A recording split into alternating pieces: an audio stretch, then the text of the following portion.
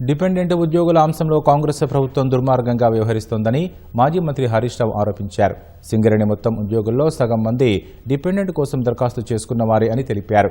కార్మికుల సమస్యలు, వారసత్వ ఉద్యోగాలు కల్పించడంలో ప్రభుత్వం వైఫల్యం చెందిందని ఆరోపిస్తూ హైదరాబాద్లోని సింగరేణి భవన్లో డైరెక్టర్ పా గౌతమ్ పుర్టుకు బీఆర్ఎస్ నేతలతో కలిసి హరీష్ రావు ఫిర్యాదు చేశారు. అనంతరం మీడియాతో మాట్లాడిన ఆయన సింగరేణి నిధులను సీఎం రేవంత్ రెడ్డి దుర్వినియోగం చేస్తున్నారని ఆక్షేపించారు. దీనిపై అధికారంలోకి వచ్చాక విచారణ చేయిస్తామన్నారు. సింగరేణిని ప్రైవేటు పరం చేసే కుట్ర జరుగుతోందని ఆక్షేపించారు.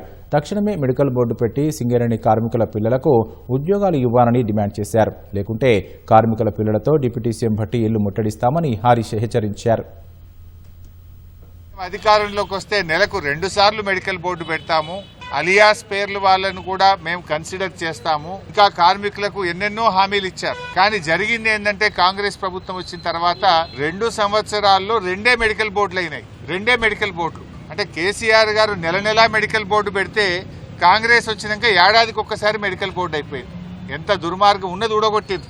ఈరోజు డిపెండెంట్ ఉద్యోగాలు నెలకొక్కసారి కేసీఆర్ గారు పెడితే వీళ్ళు ఏడాదికి ఒక్కసారి మెడికల్ బోర్డులు పెట్టే విధంగా దుర్మార్గంగా కార్మికులపై పగబట్టి కక్షగట్టినట్టుగా ఈరోజు రేవంత్ రెడ్డి గారు వ్యవహరిస్తూ ఉన్నారు. దీన్ని తీవ్రంగా మేము నిరసిస్తూ ఉన్నాం. రేవంత్ రెడ్డి గారిని హెచ్చరిస్తూ ఉన్నాం. తక్షణమే నెల మెడికల్ బోర్డు పెట్టాలని, ఆ మెడికల్ బోర్డులో వారిని వెంటనే అన్ఫిట్ చేసి పిల్లలకు ఉద్యోగాలు కల్పించాలి.